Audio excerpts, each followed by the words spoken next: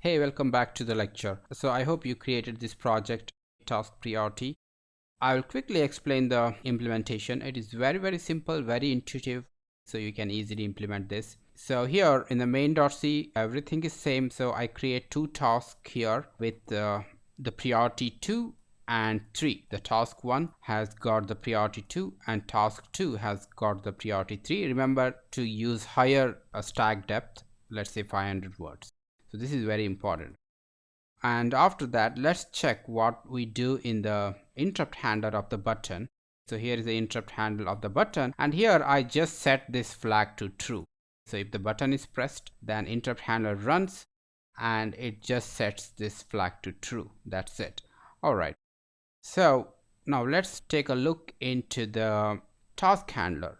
So let's go to the task handler 1. In the task handler 1, it is very simple. So first I actually print some details regarding the task priority. For example, this statement here, what it does is it prints out task 1 priority, that is a current priority, and task 2's current priority.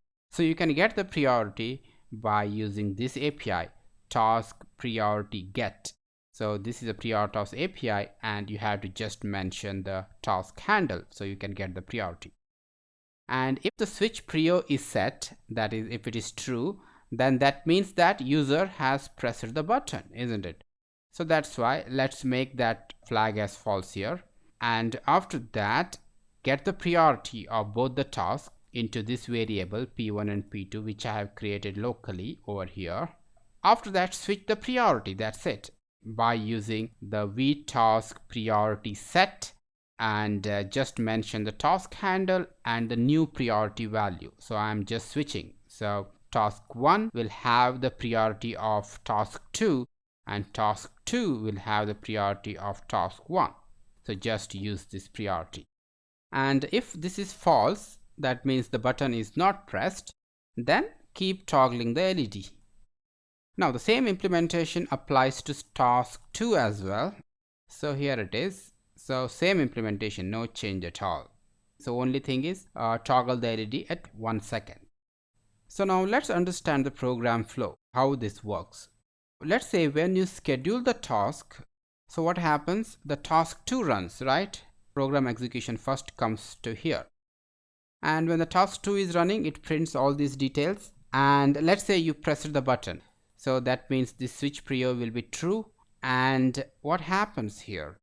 You can see that you are actually increasing the priority of the task 1, right?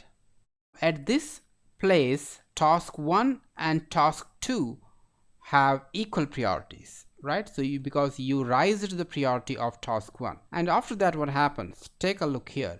You decreased the priority of task 2, right?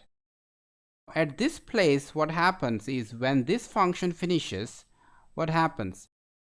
Task 2 is now became the lowest priority compared to the task 1, isn't it? So that's why this task, that is task 2, will be immediately preempted and task 1 is allowed to run, right? Why? Because as I said, at this point the priority is reversed. The task 1 has become the highest priority task in the system. So that's why the task 2 will be immediately preempted, switched out from the execution, and task 1 will be start running. So you have to keep that in mind. Great. So now let's test this application. Let me just reset the board, and here you can see that the task 2 is running as expected. The task 1 priority is 2, task 2 has got the priority 3, and when I press the button, you can see that task 1 is running, right? Now the task 1's priority is 3 and task 2's priority is 2. Alright, so try to execute this code on your target and also get the trace. So in the next lecture, I will explain the trace.